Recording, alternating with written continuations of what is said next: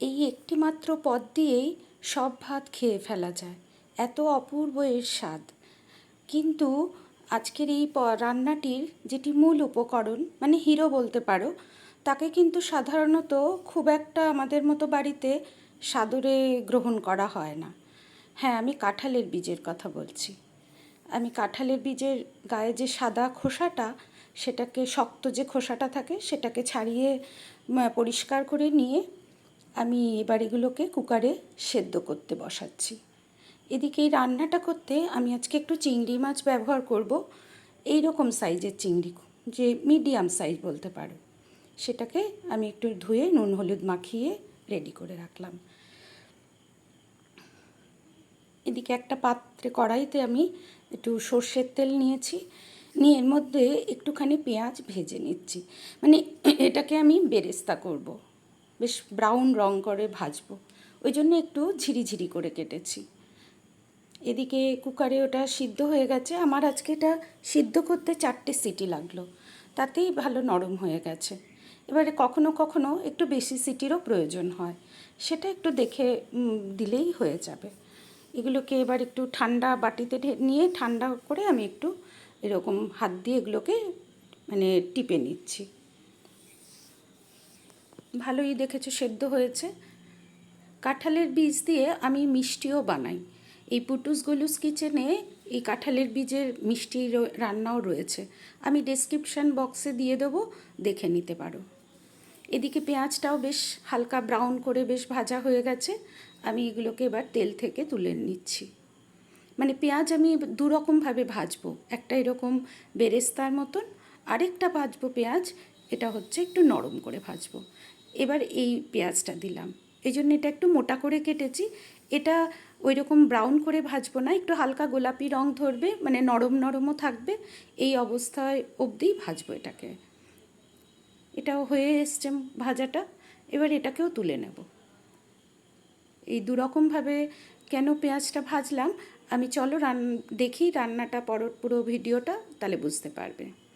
এটাকেও আমি তেল থেকে ছেঁকে তুলে নিচ্ছি। এবার কিছুটা রসুন আমি গোটা অবস্থাতেই একটু মানে তেলে অল্প ভেজে নেব। এই এতগুলো একটু রসুন দিয়েছি বলে ঘাবড়ে যেও না যে রসুনের অতিরিক্ত হয়তো গন্ধ, না, তা ছাড়বে না, বরং এইটুকু রসুন লাগবে ওই কটা মানে কাঁঠালের দানার জন্য এই কটা রসুন দরকার। রসুনগুলোকেও তাই অল্প একটু হালকা রং এসছে তখনই তুলে নিলাম।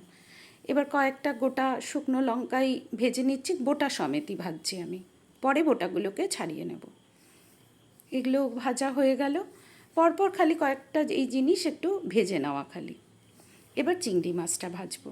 এখানে খুব অল্পই আছে, এই 100-150 মতোই বোধহয় হবে আন্দাজ আছে, বেশি চিংড়ি লাগে না। তবে হ্যাঁ, বলে দিই, ভেবো না যে চিংড়ি মাছ দিয়ে আজকে এটা করছি বলে চিংড়ি মাছ দিয়েই এটা খেতে হবে, চিংড়ি না থাকলে খেতে পারবে না, তা নয়। এটা চিংড়ি মাছ ছাড়াও আমি করি, খুব ভালো হয়, তাতেও খেতে খুব ভালো হয়। চিংড়ি মাছগুলোকেও ভেজে নিলাম। এবার এদিকে আমি এই যে কাঁঠালের যে বীজগুলো সেদ্ধ করে রেখেছিলাম সেগুলো ভালো করে হাতের সাহায্যে টিপে মেখে নিয়েছি। এবার কিছু না, এগুলোকে সব মিক্সার একটা জারের মধ্যে দিয়ে বেটে নেব।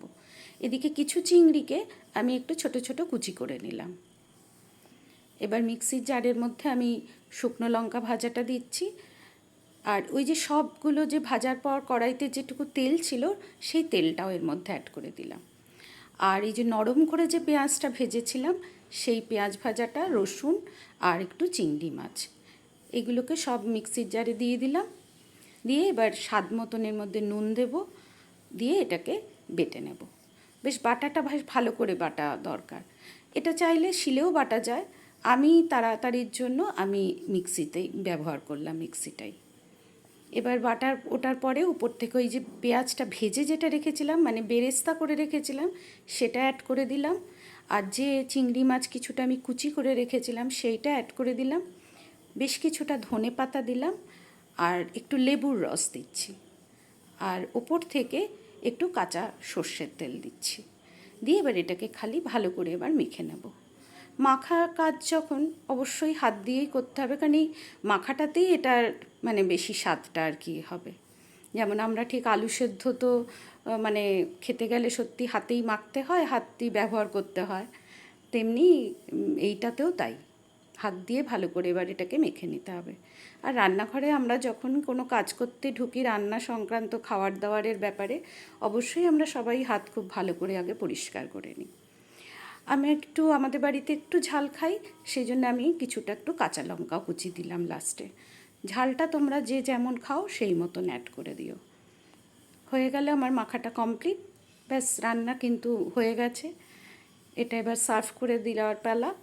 আমি ওপর থেকে একটু সার্ভ করার আগে একটু ভাজা পেঁয়াজ আর একটু কাঁচা সর্ষের তেল এই অ্যাড করে এটাকে সার্ভ করে দেব। খেতে যে কি অপূর্ব হয়, না বানালে তো বুঝতে পারবে না, কিন্তু একবার আমার কথা শুনে অন্তত কাঁঠালের বীজের এই রেসিপিটা বানিয়ে খেও, ভীষণ সুন্দর হয় খেতে।